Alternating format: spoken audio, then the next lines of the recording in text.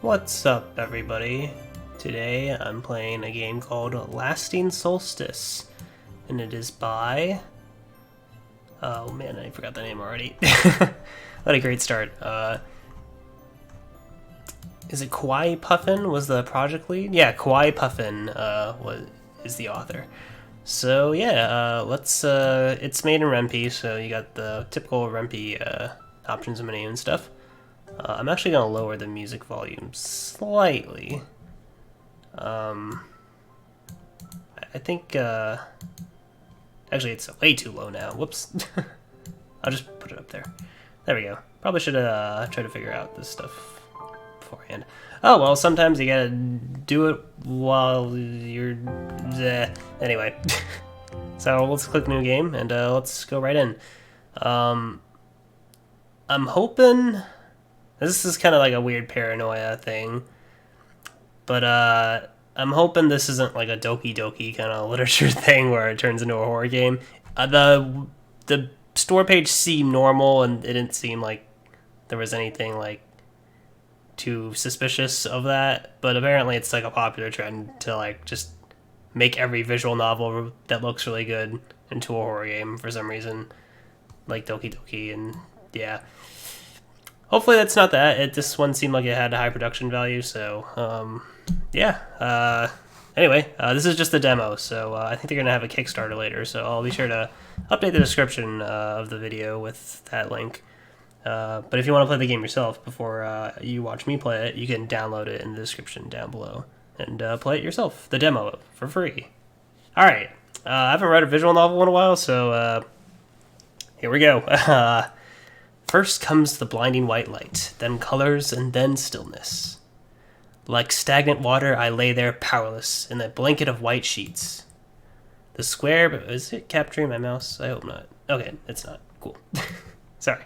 The square patterned ceiling hangs high above me. The colors on the wall seem to blur into an incoherent hue.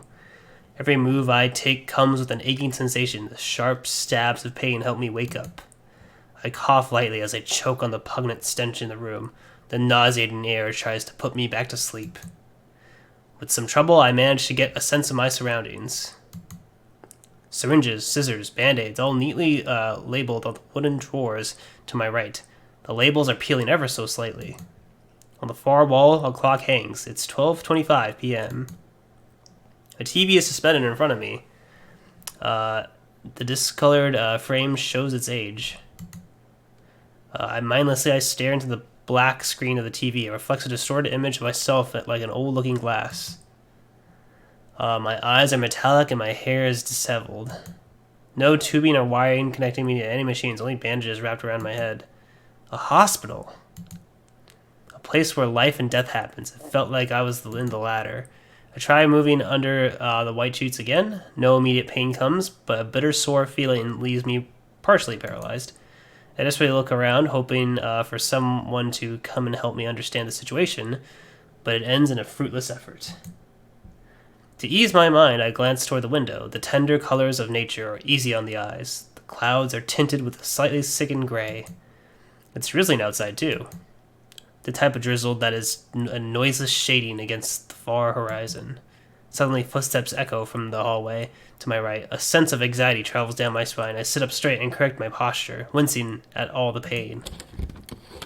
Oh, sound effects. Nice. The door opens and a man comes in with a sunlit expression on his face. His spotless white coat covers his silky turquoise tie. A silvery can't pronounce words. Stethoscope is slung over his shoulder with professional care. The doctor says, good to see you awake. I'll be your doctor, so don't be alarmed. The doctor sits on a low chair near my bed. But before anything else, I would like to first confirm your condition. The doctor pulls his chair closer to the side of my bed. You are diagnosed with stupidity. He begins to evaluate the severity of my stupidity, asking me a series of questions such as my date of birth and my mother's maiden name. Anxiety piles on with each unanswerable question he asks. I can't remember anything. Well, maybe you just have amnesia.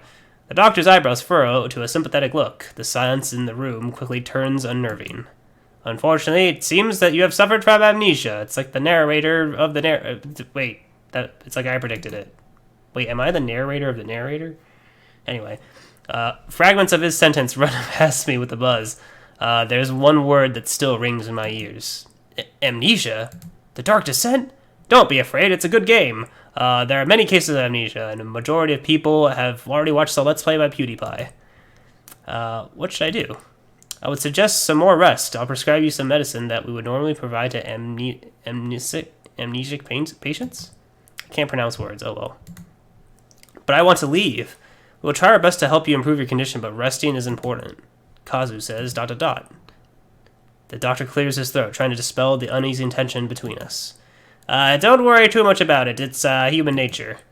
Human nature? Isn't that a Michael Jackson song? The doctor's eyes sharpen a little. To me, there are two sides of man, his structural integrity and his emotional integrity. The structural side of this is the skeleton of a painting. It is a bit... What kind of doctor is this just like going on, lecturing you about this stuff? Oh, let me save the game, by the way. There we go. The structural side... Okay. The emotional side is colors of a painting. It fills the lines of man with character, the important skill of sympathy, the reason why he is smiling. The doctor's words ring faintly in my mind. I get the feeling that I've lost something more than just my memories. As I'm left in a daze by his words, a pressing call echoes out from the hallway. A nurse appears with a dire expression. Sweat dots her face with anxiety. We have an emergency, doctor. Come quickly. All right, I'll be there.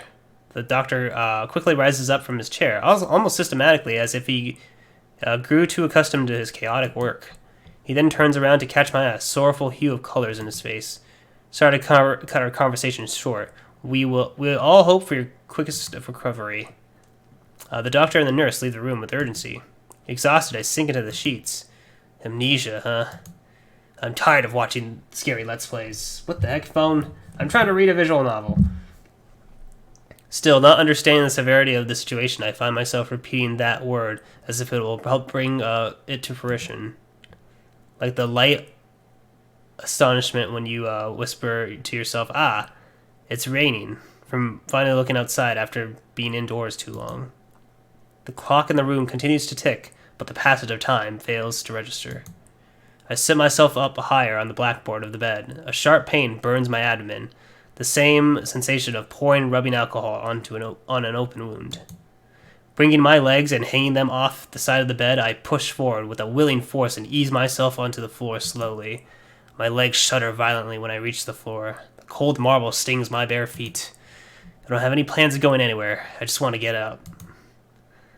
After settling down on the floor, I started walking to slowly taking small steps to carefully regain my motor skills. Apparently, I'm losing my motor skills. The motor of my mouth. Anyway, each step I take... Wait, that was a lame joke. Each step of the way... each step I take weighs me down on my shoulders. Suddenly, my vision fogs up like a hot breath of cold glass. I try to grab onto the non-existent arms of the wall, but a crushing headache weakens my resolve. I collapse onto the floor. The droning ringing in the ears. The inconsistency in my sight. Kazu, are you okay? Light footsteps toward me. The scent of lavender drifts in the thin air. Oh my god, it's a beautiful anime girl. I look up to where the voice came from. A young girl appears in front of me. Oh, she actually blinks. That's pretty cool. Her clothes are a simple school uniform, but her eyes are soft lilac that draws most of my attention. Her appearance is refined to a point. This is a really well-drawn character, by the way. I was checking out some of the artist work, I guess, the character artist work, and I saw some cat girls and fox girls on there, and they were in some pretty interesting, quote-unquote, positions, and I approve. So great job to you, sir or ma'am. Or in other gender, I don't know. Anyway, her appearance is refined to a point, even through my blurred vision. What happened? Her name's Yukari. I'm not sure. I feel a bit dizzy, I guess. Her eyes fail to remind me of anyone. I guess it can't be helped. Let me help you up. She grabs my arm gently and pulls me up onto the bed. She sits down next to me and notices a distance is also sitting between us. It's recording, right? Okay, good. Her hands clench her skirt and tight fist, seizing her clothes like cardboard. Her delicate breath seems to collapse under the heavy atmosphere. Her coy glances only last an instant, but it feels much longer. She has beautiful eyes, by the way. She has like little hearts in her eyes. That's actually kind of adorable. You need to be more careful next time. I can't lose you. I'll try not to push myself again. I didn't expect my legs to give out so easily. The girl looks down at her shoes that are tied with perfect knots. She bites the bottom of her lip with brutal force as she wants to draw blood. She tries so many times to say something, but she chokes awkwardly on the air. Do you remember me? I'm trying to remember, but I'm having some trouble. My name's Yukari. We're friends from school. I heard about the incident that brought you two here. I heard you were playing DDR at round 1, and you just fell over on your face. 2? Accident? What happened? I just told you. She flinches from the question. The silence in the room wraps its tail around our necks. You and your mother were in a car accident a week ago. I didn't want to believe it, but it's what the doctors told me. Your mother's sleeping in the other room down the hall. But she draws a couple more fleeting breaths before continuing. She might not make it. Oh, this is sad. Like foreign characters being translated through a faulty program. Her words reach me slowly. An unpleasant feeling crawls under my skin. My mind blinks in and out of reality like an old flickering light. My mother? I'm having a hard time recalling what she looks like. And now she's about to die? Yukari's eyes are scared with pain. Tears are running down her cheeks. She quickly rises up from the bed and hiding her troubled expression. I think I have to be somewhere soon. Sorry for the sudden notice. Bye-bye. Wait, beautiful girl. You're my waifu. She leaves without my farewell. She cried the tears that I should have cried. After hearing her footsteps slowly fade out, I began to panic. As my cluttered mind continues to grow incoherent mess, I end up looking outside the window again. God, this is... I really love the writing, by the way. It's very... it really paints a picture, you know? I need to drink some water, so water break. There's going to be a lot of water breaks. I'll challenge you, the audience, every time I have a water break. Make sure you dab really hard, so I'm just kidding. The soft wind and the light rain knocks on the window as if it's trying to invite itself inside. See, my mother might help me bring back some memories. With an uneasy feeling, I get myself out of bed with a better footing than before. Hey, you know what? This sounds like a great time to say before he falls over and trips on his face again. My rightness has subsided, but I still have some trouble walking. I exit the room cautiously, trying to maintain my balance. My footsteps feel heavier from the new revelation. A feeling of fatigue leaves me dragging the soles of my feet on the ground. Listening to my heavy breathing, I try to control it by holding onto my chest. As I rest on the wall of the hallway, I hear the sound of a heart monitor. A haunting feeling creeps slow on the ground. To my right, the hallway ends abruptly at the doorway. An ominous air flows from the cracks of the door like an icy breath. When I draw closer to the end of the hall, the constant beat from the heart monitor becomes more audible. There is a resistance against my strides. It feels like I'm trudging through the sea of molasses, but I somehow manage to reach this doorway. I hesitate to go through. An overwhelming force leaves me in a colorful trance. After building some willpower, I enter the ill-lit room. The soft lighting behind me stains the marble floor in the front, outlining my blurry silhouette. My ears bring me to the heart's monitor, where a woman near my left sleeps. I slow my footsteps to a small whisper as I approach the bed cautiously. Oh, Jesus. The bed is dimly lit by the light that leaks from the window. Like a long-lost relative, her face closely resembles mine. It's jarring to look at her unconscious. My mind is racing with a list of questions, but I keep quiet knowing they will remain unanswered. Complicated machinery, chaotic wires and tubing, and her heavy breathing, and her heavy breath. I can see it cloud the oxygen mask. No depressing feeling overwhelms me, just the natural, remorseful response anyone would have towards someone in her condition. I'm still trying to convince myself that she is my mother. I want to feel emotions, but I don't even know how to react. Emotions remind me about life, to be happy, sad, and everything in between. Experiencing all of those feelings is what life is about. It's given everybody personality and reason, but the feeling of emptiness is the only emotion I have. I can see, I can hear, yet I can't feel. I want to comfort my mother. I want to say that she's going to be okay. I wanted to, but I can't even call her name. I don't know it. She could be taking her last breath, the breath that will forever cloud my thoughts. I can't do anything about it. Damn. I falter my steps. A cold sensation stops my heart for a second. I cling on the wall again to sustain my balance.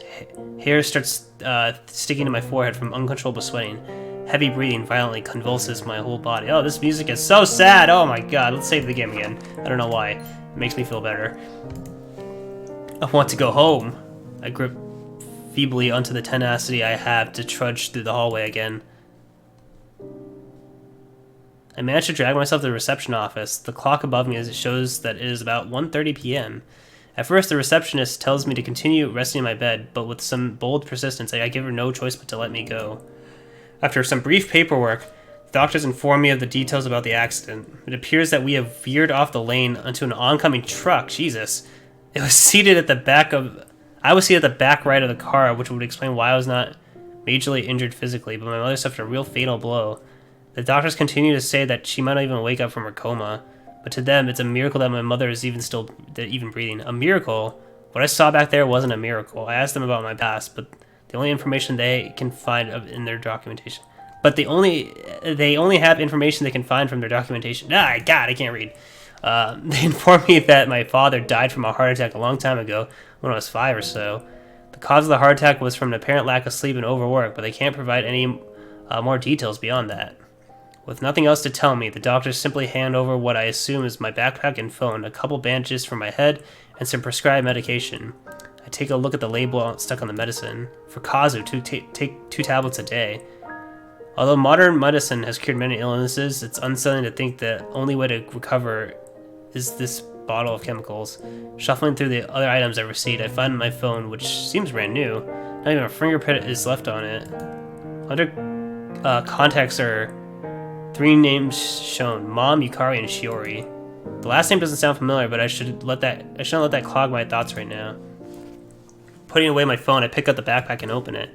Inside there isn't anything special. It's the usual supplies from someone who's still a student. Books, papers, folders, pens, pencils, and a warm jacket for the winter season. Nothing out of the ordinary.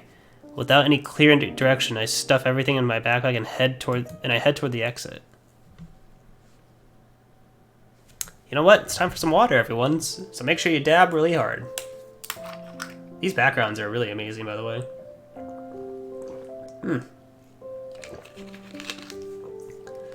Finally getting outside, I find myself under the same clouded sky. The pain and dizziness of walking have finally gone away, but everything still seems as hollow as before. The weak winter wind passed through me, trying my hardest not to let it knock me down. The rain brings with it an aura of yesterday's pine. It's sweet to taste. I stand there mindlessly waiting for something to happen. I hear a musical undertone from the droplets, an orchestra of crystal raindrops playing alongside a faint whistle in the wind. I watch the gray lining of the city, houses and buildings engulfing the horizon, and cars obeying the traffic lights. An uproar of youthful laughter catches my attention. I see kids playing around the bushes. Wet clothes stick to their skin, thin paper glued onto a wall. Ugh, I can't breathe. And they all seem... Alright, I took a breath. They all seem to enjoy the rain, sticking out their tongues to catch the drops. Close by, I find myself under the hospital, awing, skeptical of even stepping out. I've asked to leave, but I find myself standing, still. I can't read. I'm gonna fall over if I. Hold on, let me drink some more water, guys.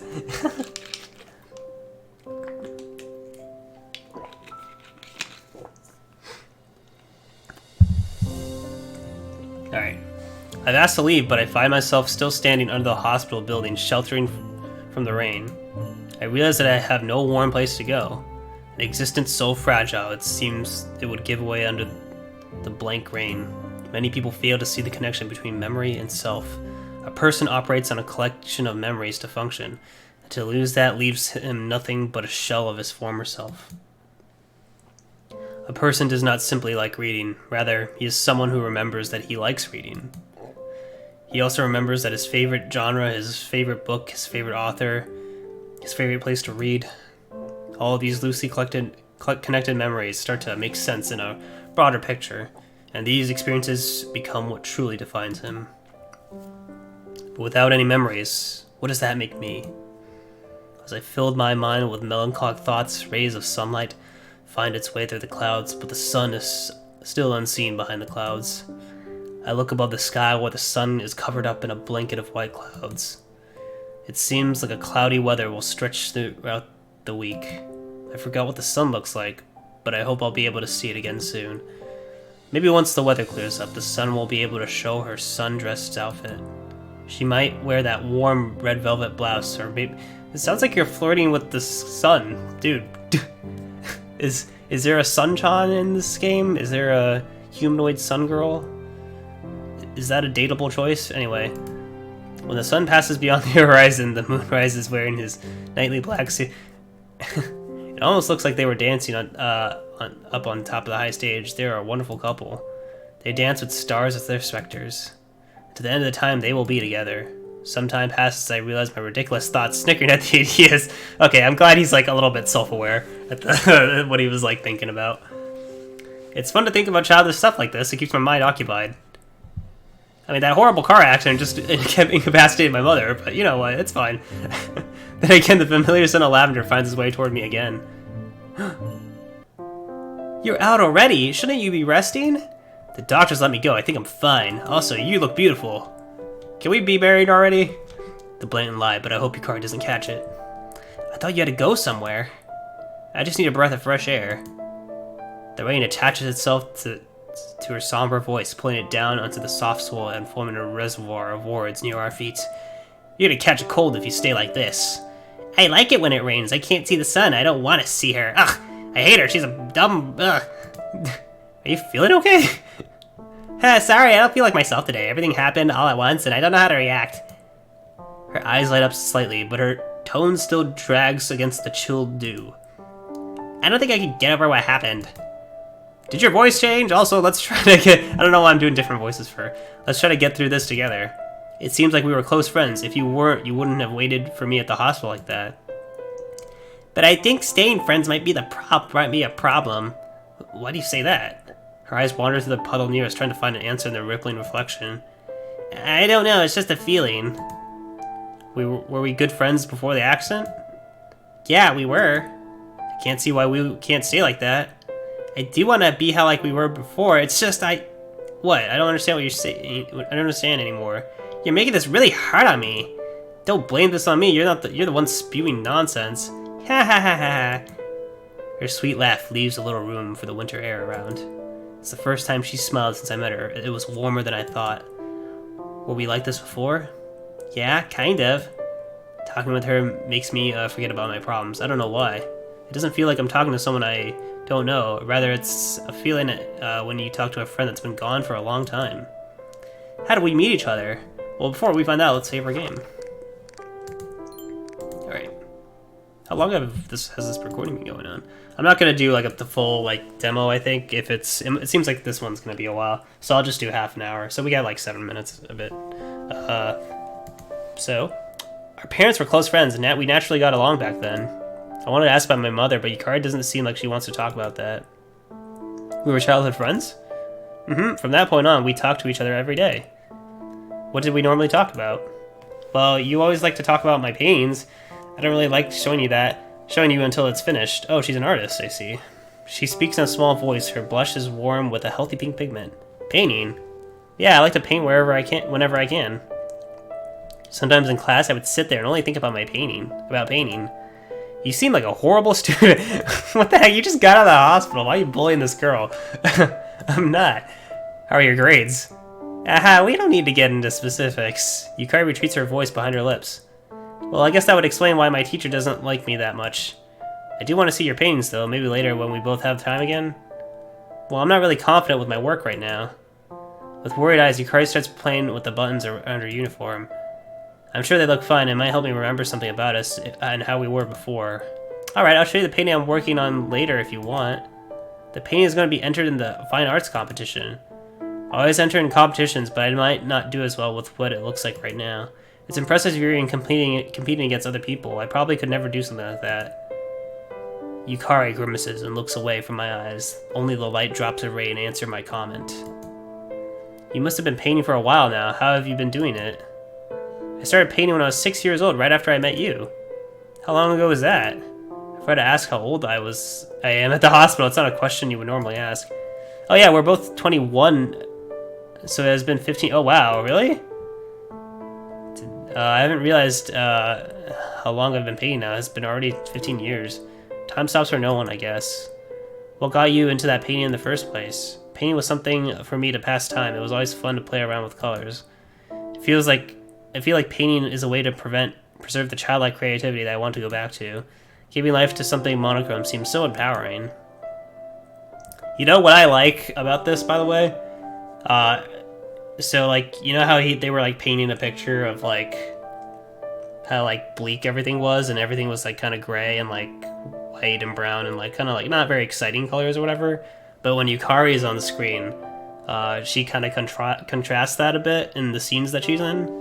So like it's just the colors in her eyes, kind of like in her hair and outfit and stuff, kind of like reflects the opposite of that, which is some, I don't know if that was intentional or not, but it seems like it was, and that's some good artwork decisions and stuff. I like that. Yeah, I hope so too. The frigid air comes down along with the light rain. I can see my breath dissolve in its form in front of me. The reason I'm saying that is because it helps portray the themes more of the story. In case I had to spell it out for you. But anyway, I mean, I just like to point out things like that, just because it may not seem like too apparent, but you know. Anyway, it's getting a bit cold out here now. Weren't you the one who wanted to be here in the first place? I'm still wondering why. I regret my decision. Her complaint about the weather reminds me that the jacket is stored in my backpack. Although I find the weather slightly cold, I open the backpack and hand over the jacket to Yukari. Hell yeah, dude! Let's get +1 socialization skills. I mean, +1, what's it called? What's it called in Confidant or Social Link? I don't know. No, you can wear it. I'm a strong girl. I'm a strong girl, damn it. She takes in a large breath and puffs her chest out, with list shivering uncontrollably. If you're sure about that, then I'll just wear it. Okay. Like a dog whining for attention, she looks at me with disheartening eyes. Oh, there could be a period at the end of that sentence. It's almost as if she wants to forcibly give the jacket to her. Or she wants me to. Does she expect me to read her mind? What's up with you? Seems like you wanted this jacket all along. Maybe we should just go somewhere warmer. She cuddles up into a ball with her arms, trying her hardest to keep herself warm. Her bare thighs are exposed to the extreme temperatures as her frilly skirt only protects her lower body.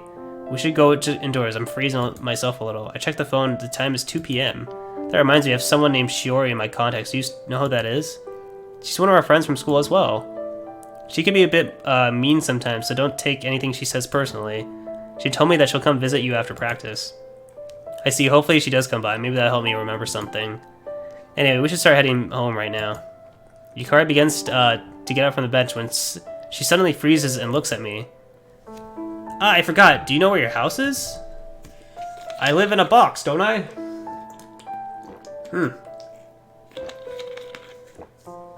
Water time, by the way.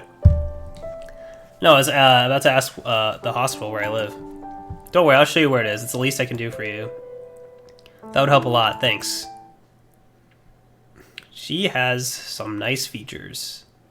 Like, aesthetically, not... Damn it. Why'd I say that out loud? Now I look like a creep. Oh boy. Time to delete the video. Anyway, along the way I offered Yukari my jacket again, and she shyly accepted it. I just met her, like, outfit, and... Okay, anyway.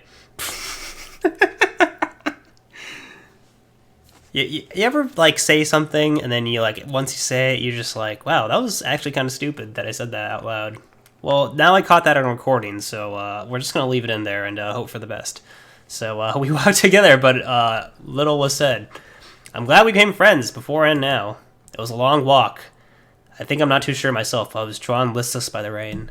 The plot twist is she probably murdered his mom. Or was trying to murder him. I don't know. That'd be really funny if that was the plot twist. We weren't drenched up by the rain. Rather, it was a pleasant feeling walking with her. The still raindrops, the ambient noise from the far traffic, and the early petrichor? I don't know how to pronounce that word. It was a feeling that languages struggle to describe. Well, I mean, I couldn't even read the words, so don't worry about it. Maybe that's why we didn't talk. When we finally get to the house, Yukari smiles at me. It was a little random, but it was still warm. She opens the door to the house and we enter.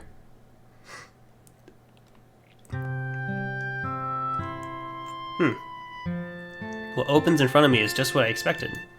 A house. What? What were you expecting, dude? Anyway, everything was so organized. It seemed so foreign as well. It's almost what I would expect if I came into a hotel room. Does this place look familiar to you? Oh, she has a nice little hat. I didn't even notice that. Oh, no, not really. It looks like I'm breaking into someone's house. Really? You don't even remember the time where I accidentally broke that flower vase like you liked? Wait, I mean, the cat broke it. I don't even see a cat in the house. It seems like Yukari just noticed that she could have gotten away with it if she didn't mention anything. As soon as I become absorbed in thought, I notice Yukari has gone somewhere. Scanning around the house, I'm unable to catch a glimpse of her. Yukari, where did you go?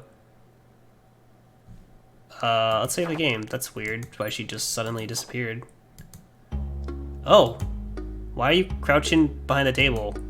I was trying to hide from you. That's not the best hiding spot. Oh. What was this? You know that I wasn't going to get mad at you for that. I don't remember anything about it in the first place. Well, I'm sorry anyway. Can you stand up now? Talking to this is a little bit weird to say the least. You're hiding behind the dialogue box, so... you know... Oh, right! Yukari gets up from the floor and with... That's some nice use of the position of the characters. Yukari gets up from the floor and fumbles, and looks at me with a clumsy smile. Anyway, I hope you started remembering once you settle in. Yeah, good thing the house has a nice atmosphere. Thanks for showing me the way, I appreciate your help. Oh no, it's really nothing to be thankful for. This is what friends are supposed to do for each other. Yukari smiles at me again. Anyway, I think we'll leave you be. I'll leave you be. I have somewhere to be soon. Hopefully you're not just gonna stand outside in the rain like a weird person again. No, I actually need to be somewhere this time. Yukari, I want to like poke her cheeks. She's really adorable, honestly. Yukari starts fuming and puffing her cheeks like a frightened blowfish. Also, I just sounded like a complete creep, by the way. I'm doing a terrible job of sounding like a normal person as I play this game. Feel free to dislike this video. Oh, man. Oh, also, I forgot. Here's your jacket. Thanks for letting me borrow it. Are you sure you don't want to have it, I can't read, because I'm so ashamed of myself. Are you sure you don't want to have it, for your walk back home? You can give it back, whenever. The walk to my house isn't that far, so you don't have to worry about me. I want you to worry about yourself more. Try to get well soon. Alright, thanks. Take care! Yukari hands over the jacket and says her goodbye before closing the door behind her. My voice just cracked. That was weird. Even though Yukari left, her lavender scent still lingers from the jacket. Before I do anything creepy with it, I throw the jacket on the couch. Okay, Kazu seems like more of a normal person than I do. Looking around, I try to get familiar with the house, pacing around the area. I search the house like a detective in a crime scene, trying to find anything clues about my past, but everything seems so vanilla. For some reason, a painting in the corner catches my attention. It's a painting of a vibrant sunflower under a darkened night sky.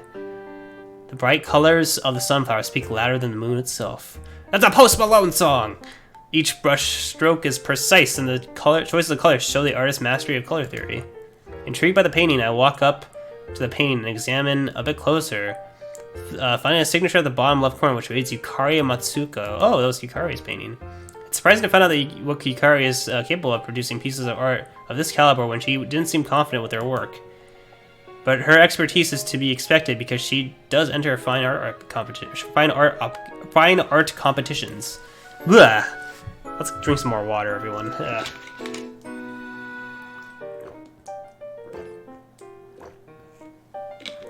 Reading visual novels is something I haven't done in a while, and I think I mentioned at the beginning, but man, it's rough.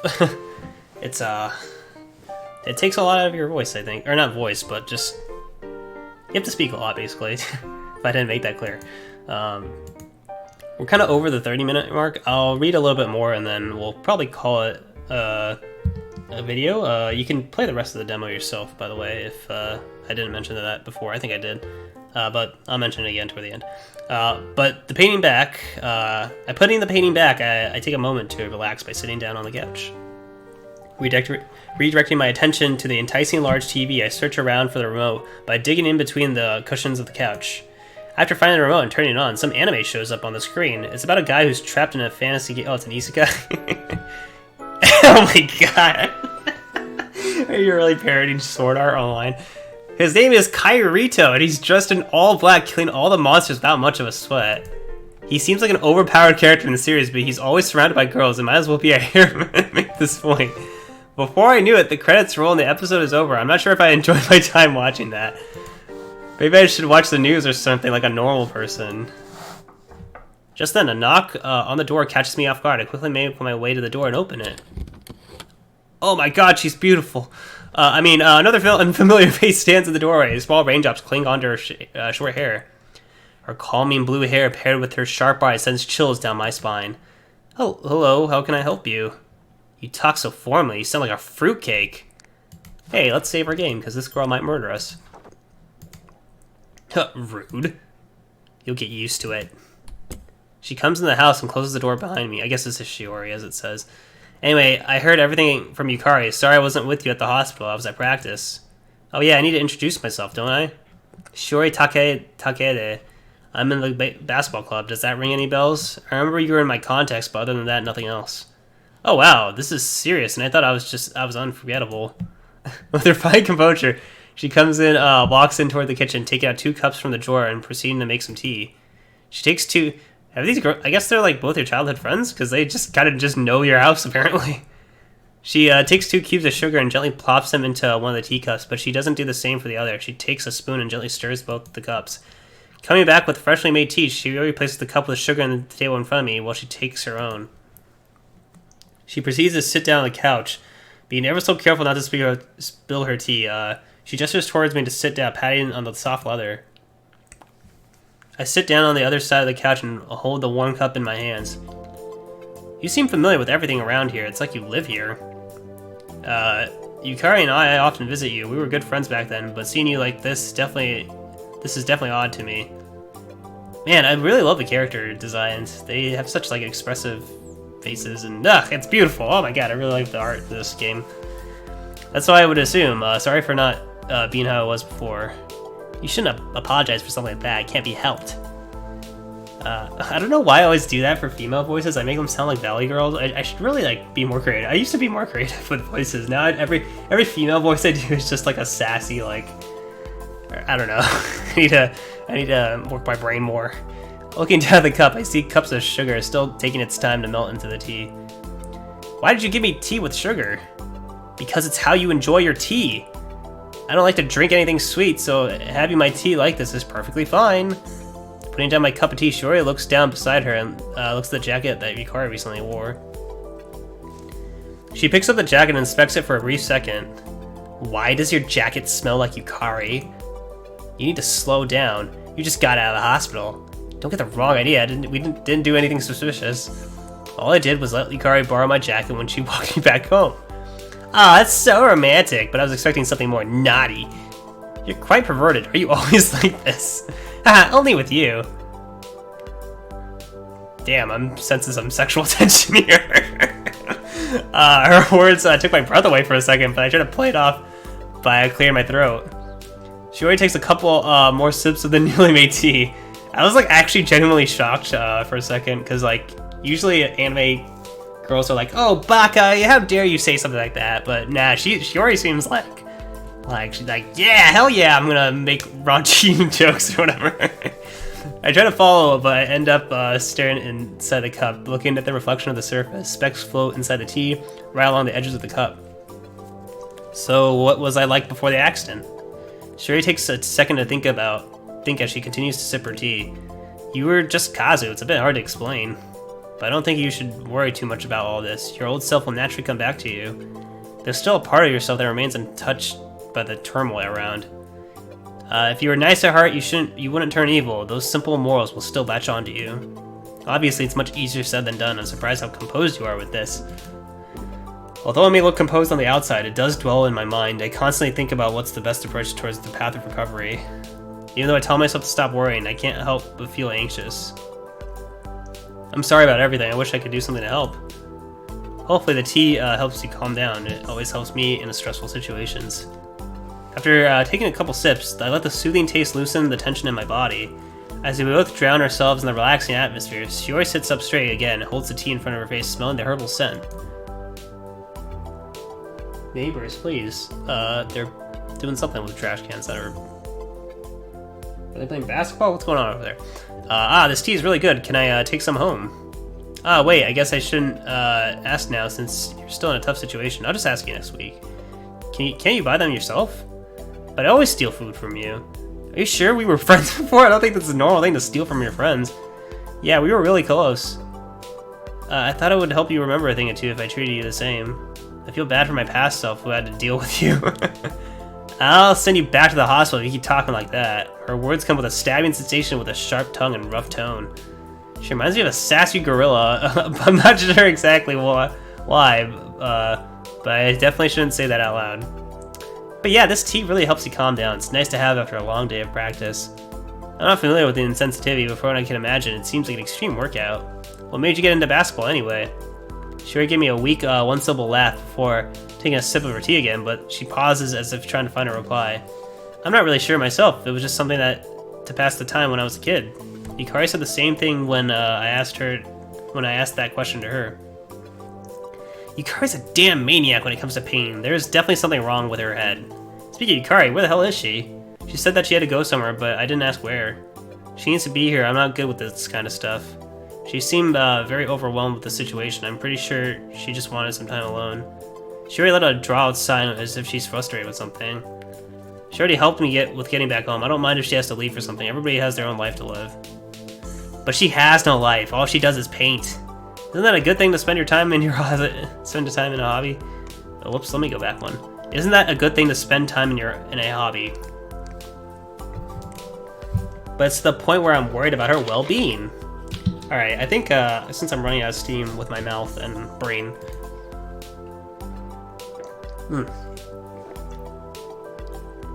I think I'm gonna end this demo here. I'm not sure how long the demo goes, but I think this is a good stopping point where we're kind of just talking to Shiori and getting acquainted with our friend again. But yeah, so my thoughts so far are I really like the writing. The character art is really good. I like the messages and stuff. Some of the writing feels like a little too I don't want to say over dramatic, but I guess melodramatic. I don't know what the term is, but I guess it's kind of okay with me because it seems like the characters are kind of self-aware of it. So it's it's trying to go through their headspace, right? I imagine if you really did wake up from amnesia, you'd probably be thinking a lot of weird things. So I can that's kind of believable to me. It just kind of I didn't really connect with it at first, but I guess now that I think about it out loud, I guess it kind of makes sense. Also, I like the chemistry between the characters. It seems like even though he has amnesia, it seems like he's still there's still a natural connection between these characters, even though he may have forgotten about them. So I actually really like that. I really like that there was a lot of thought in the writing and stuff. Even though I kind of felt it was a little melodramatic. I guess I wouldn't call it that though. I don't know. I'd like to actually read it as a whole before I judge it like that, though. That's probably the fairest way to examine it. But yeah, I really like the art, the characters. The writing is very good as well. I like the UI interface. It's very appealing, easy on the eyes, easy to read. What else? I mean, yeah, it's the demo. I guess I can't say too much about it. I mean, I think I like Shiori the most of the girls we met so far. I'm sure it seems there was another girl. There's another 2 girls on the cover. So actually, can we go back to the title menu? Main menu, yeah. Yeah, there's 4 girls. So I only met 2 of them, but it seems like wait. Oh, the red... Wait, what? Wait, one of them is brown-haired and then the other one's red-haired? Oh, is this the brown-haired girl? Oh, okay, I guess that makes sense, just because her eyes are purple. She looks a little different in the artwork there. But anyway, yeah, I quite like it so far. So, yeah, is there a credits page or anything? Oh, that's a shame. I wish there was a credits thing. I guess I can read the credits in the itch.io page. So, Kawaii Puffin is the project lead, writer, and programmer. Captivate TV, lead artist, character, and CG artist. I checked out his Twitter, or his or her or their Twitter, and I saw some very good artwork there. Some beautiful fox girls and some cool quote-unquote positions. Anyway, Cup Nunu is the GUI artist. Vui Hyun, hopefully I'm pronouncing that right, is the background artist. Eric Jeffrey Tan, sound effects and music composer. Soraya is the promotional video, and Yoko Kitaguchi is the editor. So yeah, there's the credits there. The credits are actually on the itch.io page, and this will have a Kickstarter apparently. So if you'd like to check that out, I'll try to remember to post a link down in the description as well for that when that's available. But right now, check out the link down below to the itch page if you want to play the demo and finish it yourself and see what it's like. Maybe you'll meet all the girls and you'll find a favorite girl to look forward to. It seems like this one will be one of the longer visual novels that will come out, so yeah. I'm looking forward to it, actually. I don't usually I don't have time to play like the whole visual novel, but especially like when because visual novels take a lot of work, as funny as it might seem that they wouldn't, I guess, but is what I'm trying to say. But yeah, there's a lot of work that goes into it, but you know, Ren'Py has made it significantly easier, I imagine. I don't know, I'm just kind of like rambling now. Anyway, I don't know how to end videos as usual, but yeah, thanks for watching, everyone. Be sure to play the demo yourself if you haven't played it already, and yeah, see you guys later, and take care. Bye bye.